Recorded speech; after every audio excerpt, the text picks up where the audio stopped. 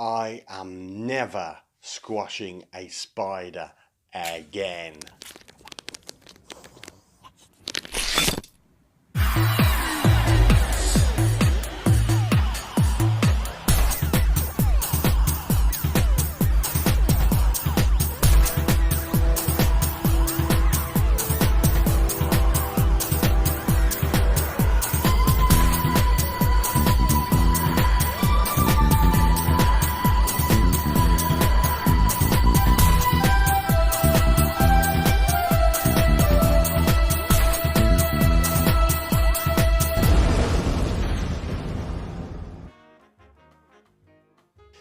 Okay, Behind the Box Doctor Who Reviews continues with episode 4 of series 11, Arachnids in the UK. And boy, what a scary one that was. If you're a kid, you were probably hiding somewhere behind the sofa, under mum and dad's arm, or screaming your head off at the television. My son certainly was, and he's 17. The TARDIS crew come back to Sheffield as if they're going to say goodbye and go back to their home lives, looking very sad. And then Yaz says, "Would you like to come for tea?" "Yes, I would." And off we go. And it isn't long before we get into another adventure. We learn that Yaz's mom works as a cleaner, at a hotel chain that's owned by a character called Jack Robertson. Now, Jack Robertson looks very, very familiar. I don't mean the actor here, I mean the sort of character type that he's playing. There's no doubt to anybody watching this that this Jack Robertson character was meant to be a parody of Trump. And it was skirted over very, very quickly. So the Doctor and the companions split up. Graham goes back home to kind of continue his grieving process, really. He's kind of put it on delay to this point. And the rest of them go to Yaz's house and meet the rest of the family. So very much in the kind of Russell T Davies style of drama, bringing the family into the situation. We meet Yaz's father, who's exploring the local trash littering, and he's convinced there's some sort of conspiracy going on. And then you've got Yaz's younger sister there, who quickly jumps on Ryan to find out whether that's Yaz's new boyfriend. So the usual kind of family dynamics are going on there, but it's soon quickly picked up that there's something else going on nearby as well. And we get introduced to lots of cobwebs. The way it's shot builds the tension. Okay, there's a lot of unusual camera angles in this one. Right from the very beginning, in the hotel scene, we get very, very low camera angles, and it's like it's from the point of view of a spider. And then we get some high angles looking through cobwebs. Okay, it's just to unsettle you, unnerve you. Not a lot of wide framing in this one. Doesn't feel very cinematic, this episode. This very tightly shot. Okay, again, it's just to give that sort of tension. Lots of dark, shadowed areas as well to explore. And in Graham's house. Now Graham's gone back to his house, and he's going through this grieving process, and we have Grace appear in a sort of flashback ghost-like figure. Kind of harkens back to series 10 when Bill had conversations with her dead mother. Ryan gets a letter from his father, which he at the beginning refuses to open, and then later on opens it, and it's all about how his father wants him to be part of his family. I think he said something like he's now got a real family that he could join. You could see Graham's reaction to that, and Ryan confirming really that Graham is his real family. So there's that closeness beginning to connect with those two, who, you know, he wouldn't call grandfather. I don't think he's called him grandfather or granddad or anything in this yet. I suspect that's coming. So There's lots of little interplay there between those two. The Doctor's really scared of spiders. Very, very scared of spiders. Now, that harkens back, I think, in Planet of the Spiders, where John Pertwee was incredibly terrified in that story. And of course, that is the episode where he turned into Tom Baker. So these encounters with spiders before shows that the Doctor's got a bit of an Achilles heel. The CGI of those spiders, it was okay, but you get the feeling that it was meant to be just okay.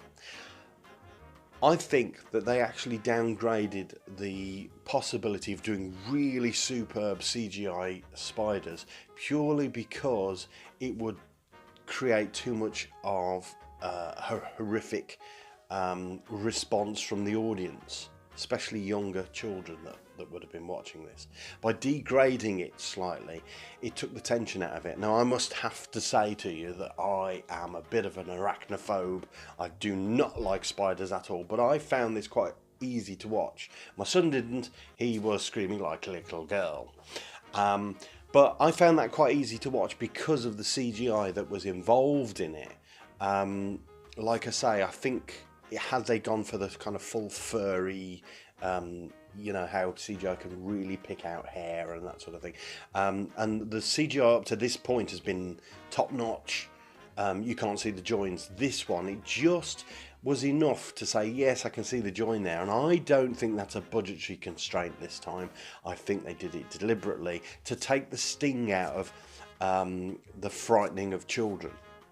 So the whole story unfolds, and we see that these spiders have gathered in this hotel, and then we've got the mother spider, if you like, the queen spider, who's gasping for air and it's dying and gets shot. So all that plays out, and then that's it. Spiders are rounded up. Big spider is killed by a gun. That's the end. We've seen this over the last few episodes, that there hasn't been any big sort of alien threat. And there are different levels in Doctor Who of what I mean by a big alien threat. There's the big thousands of Daleks invading Earth. That's sort of the huge elements of that. And then you get these sort of one-on-one, if you look at things like School Reunion, where you've got the Krillitanes and that sort of thing. None of that in this one, and we haven't really had it very much through the series. So they really are dumbing down on the weekly alien threats. Some of these are just exploring through different stories and adventures. There are lots of people saying things like some of these stories don't feel like Doctor Who. I would dispute that. I would say they feel very, very Doctor Who. If you've watched Doctor Who from the beginning, you would find stories like this. So in a story like this one, you kind of get the feeling of stories like the Lazarus Experiment, where there isn't really an alien threat. It's a homemade threat, if you like, that has to be dealt with. It was wrapped up pretty quickly at the end. Let's not hope we're falling into the trap of wrapping stories up really quickly. Otherwise, we're going down routes that we've been in before. The other thing I'd like to mention about the spiders is that the first reveal, when you actually saw the spider under the bed, you saw a very quick flash of just a leg, and then you saw the whole thing crawl out. I felt they killed the tension there. They should have continued with having that play out a little bit longer before the reveal. Okay, the tension in a scene like that is what you don't see. The imagination is far, far more powerful than any image you can put on screen. So just a shot of a leg under the bed was enough to put that image into your mind. They should have stuck to that. Yaz and Ryan, are we seeing a love interest here? It kind of feels like it. We had a little mention last week. I mentioned it last week. This week, on at least 4 occasions, people asked them, were they a couple? I'm going to call this right here, right now. I predict that there is going to be some joining between those two characters, because they are going to be the main TARDIS crew, if you like, for the next series. I put my money on that Bradley Walsh will not be in series 12. I think he will die at the end of this series. I think that's where all this is heading to. I think because he's had cancer, there's going to be something that happens to him. I think he's going to regress, or something will happen to that character and he will die. There's been lots of emphasis at the end of this episode where the Doctor said to them, when they said they really wanted to go and have more adventures, this does change you.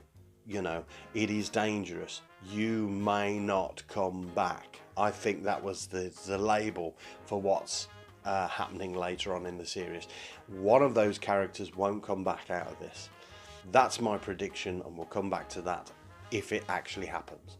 So that's my take on this particular episode, and I'm going to give it a cobwebby 7 out of 10. We've had a few 7 out of 10s in this series, which means that the series is kind of plodding along nicely. I think the CGI spiders was a bit too much. I think they should have pulled it back a little bit. I understand why they didn't go for a full effect on that, but I do think they should have revealed it a lot less in that episode. Less is more. That would have given it a higher mark for me. And also the resolve at the end of it, whilst it was fine, didn't raise the stakes just enough. There should have been something else. There should have been some comeuppance for the Robertson character, and there wasn't. So, what did you think of it? Did you like this episode? Did it frighten you? Are you scared of spiders? Tell me about it down below, and we'll see you all next time. Take care.